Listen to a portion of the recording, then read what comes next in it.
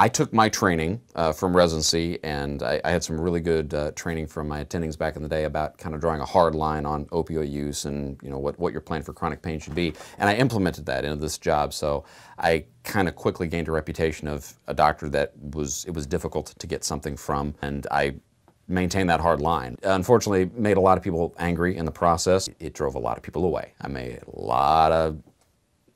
I didn't make a lot of friends, is what I mean to say. But at the same time, I knew I had to sleep at night. I knew I had to practice what I consider good medicine, and it wasn't just a matter of getting the patients in, getting them their scripts, and getting them back on the street. I wanted to control the amount of opioids that were coming through the clinic here. Over the course of that, in the next few months, talking with some of my other doctor friends in the area, I started to think that maybe I had a larger role to play in the growing opioid addiction in Southern Illinois, because I was seeing it firsthand. Not only was I seeing some patients, young people with very bad reasons for being on opioids, trying to convince me they need to stay on these doses, I'd see people who would just flat out admit to me, it's like, well, if I don't get this, I'm going to be sick.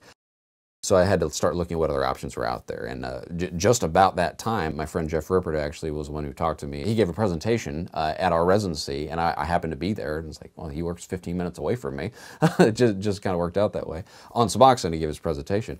And it was really good. We started talking, and I was really interested in it. And after doing my online training for getting it, I started my office-based opioid treatment clinic, and it's been going really well since then.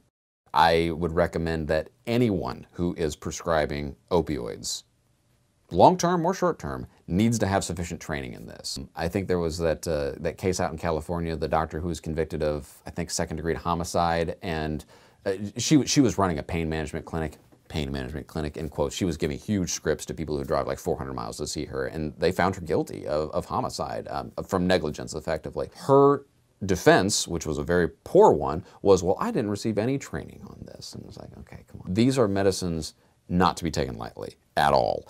And if you're going to be doing this, you need to have sufficient training to say, I understand this. I know what I'm doing. I know what the expected results are going to be and what the long-term complications are going to be.